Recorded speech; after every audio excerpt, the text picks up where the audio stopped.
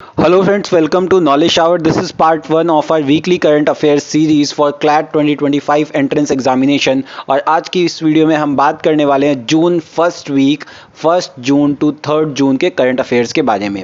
इस वीडियो में हम बात करेंगे करंट अफेयर्स के बारे में, legal current affairs, static GK और ये सारी ही चीज़ें हमने इंपॉर्टेंट न्यूज़पेपर आर्टिकल से निकाली हैं।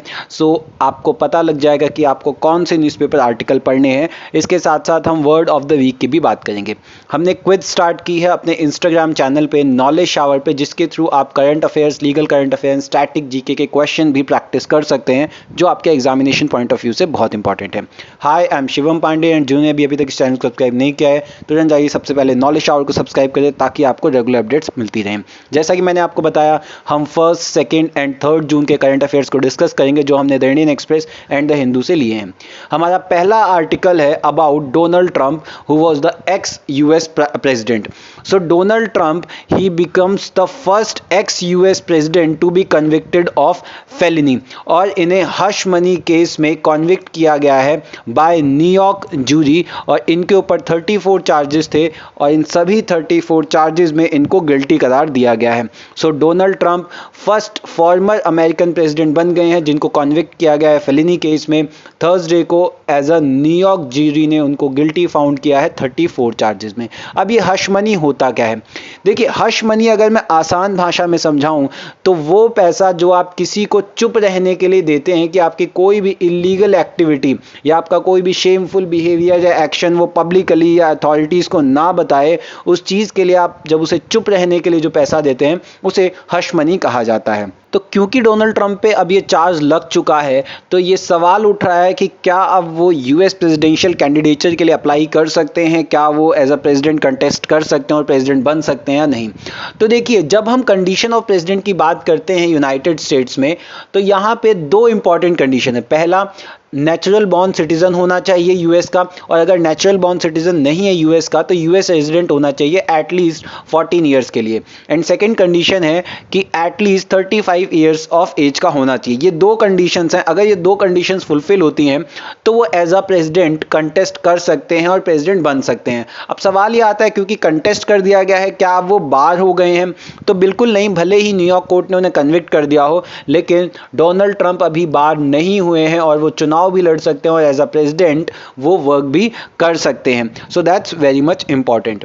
Now coming to a very important news, India की जो जीडीपी है, that is real gross domestic product, real GDP for financial year 2024, ये 8.2% आ गई है on manufacturing gain. That's very much important कि what is the India's GDP on manufacturing gain in financial year 2024। So it's 8.2%। जब हम GDP की बात करते हैं, ग्रॉस डोमेस्टिक प्रोडक्ट की, तो it is the economic worth of product and services manufactured in a country in a financial year. आप कोई भी प्रोडक्ट एंड सर्विस मैन्युफैक्चर करते हैं जो एक कंट्री में एक पर्टिकुलर फाइनेंशियल ईयर में, उसे जीडीपी कहते हैं। और जीडीपी ये 4 चीज़ों का सम होता है।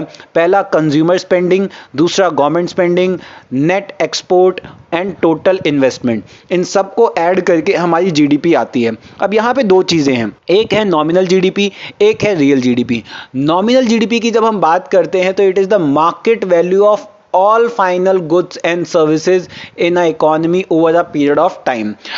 आपका जितना भी मार्केट वैल्यू है of a particular finished good, उसको हम कहते हैं, उन सब का जो सम होता है वो हो गया nominal GDP. Where as real GDP, ये change in price, that is nominal GDP plus inflation, ये आपका रियल जीडीपी आ जाता है। So that's very important. Now coming to our next article which is related to Narendra Modi, prime minister Narendra Modi's meditation, जो उन्होंने Vivekananda rock memorial में किया। अब क्वेश्चन आ सकता है विवेकानंद रॉक मेमोरियल कहाँ है, तो ये तमिलनाडु में है। और अगर मैं बात करता हूं कि फारदेस्ट पॉइंट कौन सा है इंडिया का, सो इंडियाज फारदेस्ट पॉइंट, अगर मैं नॉर्थ में बात करूं तो सियाचिन ग्लेशियर है, अगर मैं साउथ में बात करूं तो Indira point is the farthest point of India, जो अंडमान एंड निकोबार आइलैंड में है। ईस्ट में हमारा किबिथो है, एंड गोहर मोती ये हमारा वेस्ट में है। Indira point is very much important, पूछ लिया जाता है कि साउथ में हमारा फार्देस्ट पॉइंट कौन सा है।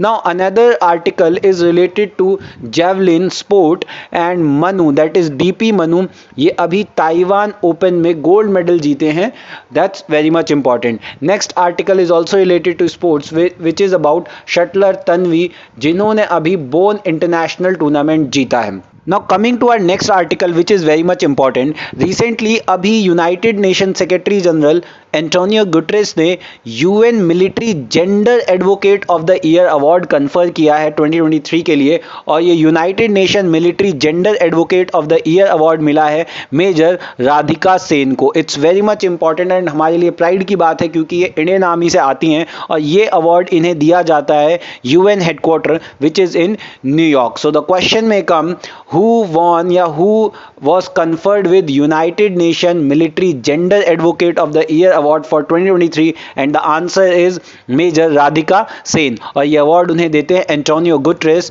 जो यूनाइटेड नेशन सेक्रेटरी जनरल हैं। अगर मैं यूनाइटेड नेशंस के प्रिंसिपल ऑर्गन्स की बात करूं तो 6 प्रिंसिपल ऑर्गन हैं।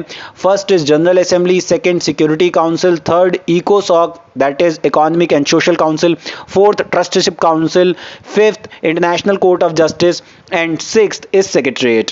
जब मैं बात करता हूं इन सभी प्रिंसिपल ऑर्गन की तो इनका हेडक्वार्टर न्यूयॉर्क में है, बट जो इंटरनेशनल कोर्ट ऑफ जस्टिस है केवल इसका ही हेडक्वार्टर द हेग नीदरलैंड्स में है। अगर मैं इंटरनेशनल कोर्ट ऑफ जस्टिस की बात करूं तो इसमें 15 जजेस होते हैं एंड 9 ईयर का एक जज का टेन्योर होता है। 1/3 जज एवरी 3rd ईयर रिटायर होते हैं और हर 3 साल में 1/3 नए जज चुने भी जाते हैं। अभी presently international court of justice में हमारे भारत के जज हैं जिनका नाम है Dalveer Bhandari, that's very much important. Now coming to our next article which is related to a picture. ये पिक्चर है जिसमें गर्मी की वजह से ये गुरिल्ला नहा रहे हैं, बट इंपॉर्टेंट थिंग इज ये कहाँ पर हैं। So Arignar Anna Zoological Park which is in Chennai Tamil Nadu, that's very much important. आपसे क्वेश्चन पूछा जा सकता है कि अरिगनर अन्ना जूलॉजिकल पार्क कहाँ है, तो the answer is Chennai Tamil Nadu. और कुछ important national park and wild life sanctuary की अगर मैं बात करूँ जो तमिलनाडु में है तो Indira Gandhi Wildlife Sanctuary and National Park, this is very much important, this is in Tamil Nadu. Mudumalai National Park, Vallanadu Wildlife Sanctuary, so these are Gulf of Mannar Marine National Park, these all are in Tamil Nadu. आप video pause करके देख सकते हैं, examination point of view से बहुत important है। Now coming to our next article, इसमें हम देखते हैं कि मोदी जी अपना मेडिटेशन कंप्लीट करने के बाद थिरुवल्लुवर को श्रद्धांजलि देते हैं। अब ये थिरुवल्लुवर कौन थे? Thiruvalluvar commonly known as Valluvar, ये इंडियन पोएट एंड फिलोसोफर थे जिन्होंने तमिल लिटरेचर में काफ़ी किताबें लिखी हैं। उनकी एक इम्पॉर्टेंट ऑथर बुक है Tirukkural and it is a collection of couplet on ethics, political and economic matters. जब हम तमिलनाडु की बात करते हैं, अभी हमने जैसे बात की चेन्नई में एक जूलॉजिकल पार्क है अरिगनर अन्ना जूलॉजिकल पार्क, वैसे ही तमिलनाडु में एक उनका क्लासिकल डांस है which is Bharatanatyam, very much important. आप मुझे कमेंट सेक्शन में बताएंगे कि कथक कहाँ का क्लासिकल डांस है, कौन से स्टेट का। Now coming to our next article, it is also very much important because India's first women permanent representative to United Nation retires. इन्होंने रिटायरमेंट ले ली है और इनका नाम है Ruchika Kamboj. So Ruchika Kamboj India's first women permanent representative to United Nation, ये retire हो गई हैं 35 साल की अपनी सर्विस करने के बाद। यहाँ पे क्वेश्चन आता है कि हमारे फर्स्ट परमानेंट रिप्रेजेंटेटिव कौन थे यूनाइटेड नेशन में? It was summer Sen. He was India's the first permanent representative of India to United Nations from 1946 to 1948. Second permanent representative थे भारत के United Nation में B.N. Rao. B.N. Rao who was also the advisor to Constituent Assembly और इन्होंने सर्व किया as a permanent member from 1948 to 1950. इसके बाद he was also the representative to the United Nations Security Council and ये first जज भी थे भारत के in the ICJ, that is international court of justice, और बाद में जाके ये प्रेसिडेंट भी बनते हैं यूनाइटेड नेशन सिक्योरिटी काउंसिल के फ्रॉम जून 1950 टू 1951। इसके साथ साथ पहली महिला जो थी दैट इज Vijay Lakshmi Pandit, first women president of the United Nation general assembly, और ये भारत की थी। Now coming to our next article which is related to Mexico. Mexico में फर्स्ट वुमेन प्रेसिडेंट को चुना जाता है and Claudia Sheinbaum, she became the first woman to be elected as the president of Mexico। और Mexico की अगर मैं बात करूं तो मैक्सिको की कैपिटल मैक्सिको सिटी है एंड मैक्सिको की करेंसी है Mexican peso. Now coming to our next article which is related to China's lunar mission, और यहाँ पे चाइना का lunar mission Chang'e 6 lunar probe ये सक्सेसफुली मून के सदर्न पार्ट पर पहुंच चुका है और इसने अपना काम करना to collect the samples of the moon soil ये शुरू कर दिया गया है। ये साउथ पोल के एटकिन बेसिन पे पहुंचा गया है which is one of the largest known impact crater in the solar system. The question में come which is the largest known impact crater in the solar system, the answer is Aitken basin. इसके पहले China ने चांगे 3 mission launch किया था, China's first trip to the lunar surface putting lander and rover duo, जिसमें वो lander और rover दोनों को लेके गया था। ये उसने 2013 में किया था। उसके बाद चांगे 4 भी उसने किया और उसमें भी एक लैंडर और रोवर था, और ये उसने किया था 2019 में। भारत के मिशन की बात करें तो चंद्रयान 3 हमारा मिशन था जिसमें लैंडर एंड रोवर दोनों गए थे। आप मुझे कमेंट सेक्शन में लैंडर और रोवर दोनों के नाम बताएंगे। एंड अभी रिसेंटली इंडिया के प्राइवेट स्पेस सेक्टर की अगर मैं बात करूं तो उसमें अग्निकुल ने अभी एक अपना रॉकेट लॉन्च किया है and the name is Agnibaan. Now another article is related to Tonga volcano could cause unusual weather for rest of the decade. बहुत ही इंपॉर्टेंट है, और जब हम इस वोल्केनो की बात करते हैं द हुंगा टोंगा हुंगा हापाई वोल्केनो, जिसे हम हुंगा टोंगा शॉर्ट में कहते हैं, ये volcano western south Pacific ocean में है and which is west of the main inhabited island of kingdom of Tonga. तो इंडोनेशिया के वोल्केनोज बहुत न्यूज़ में रहते हैं, और समलस, तंबोरा एंड माउंट इब्नू ये तीनों ही वोल्केनो इंडोनेशिया में हैं। Now next article is related to football, जिसमें Real Madrid record 15th time Champions League का टाइटल अपने नाम करती है, और UEFA Champions League which is related to a football champion league, पहले जिसे यूरोपियन कप भी कहा जाता था, उसमें रिकॉर्ड 15th टाइम स्पेन का रियल मैड्रिड जीतता है। ये कप 1955 में फाउंड किया गया था और इसको ऑर्गेनाइज करती है UEFA बॉडी। अगर हम सबसे ज़्यादा विनर्स की बात करें, कौन जीता है सबसे बार ज़्यादा, तो स्पेन की रियल मैड्रिड ही जीती है और 15 टाइटल्स इसके नाम हैं। Our next article is related to OPEC.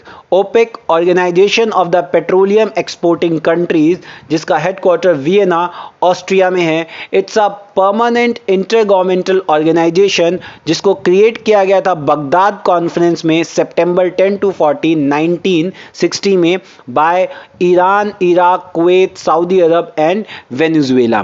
When we talk about OPEC तो इसका स्टार्टिंग में हेडक्वार्टर जिनेवा स्विट्जरलैंड में था पहले 5 साल के लिए, मतलब 1960 से लेकर 1965 तक, लेकिन बाद में इसका हेडक्वार्टर वियना ऑस्ट्रिया में सितंबर 1 1965 को स्टैब्लिश कर दिया गया था। ओपेक की जब हम बात करते हैं तो इसमें 12 मेंबर हैं और वहीं पे ओपेक प्लस भी है जिसमें 10 मेंबर कंट्रीज आती हैं। Now coming to our word of the week, और इसमें हम 4 वर्ड्स के बारे में बात करेंगे। First is बिजीबॉडी। बिजीबॉडी वो पर्सन होता है who keeps poking his nose in others people business, या दूसरी भाषा में कहें तो someone who is very much interested in other people's affair, कि दूसरे लोग क्या कर रहे हैं क्या नहीं कर रहे हैं, मतलब जिसको दूसरों की बहुत पंचायत होती है। इसका प्लूरल होता है बिजी बॉडीज। सेकेंड वर्ड है हमारा डिसीजन फटीग। फटीग मतलब होता है टायर्ड और डिसीजन फटीग का मतलब होता है being mentally exhausted because you have been making one decision after the other, मतलब आप थक चुके हैं बार बार डिसीजन लेते लेते, और इसलिए उस पर्सन को बोला जाता है या उस समय उसको बोला जाता है decision fatigue. Our third word is rife. Rife is when you say that something is rife, इसका मतलब होता है what you suggest is that it is widespread, it is something common. rife का मतलब होता है आप अगर कहीं rife यूज कर रहे हैं मतलब कुछ कॉमन चीज है, बहुत ही वाइड स्प्रेड चीज है. जैसे for example rumours were rife there would be right in the street, मतलब रूमर्स जो है कॉमनली हर जगह चल रहे थे जिसकी वजह से स्ट्रीट्स पर वायलेंस या राइट्स हो गए. Now our next word is ennoble. That is fourth word is ennoble. Ennoble का मतलब होता है confer dignity or honor, give a title to someone, make someone a member of the nobility. इसका synonym होता है dignity and entitled. So that's all for today. I hope आपको video पसंद आई होगी, आपके examination point of view से भी important रही होगी. Please like, share, subscribe and follow us on Instagram. Thank you so much.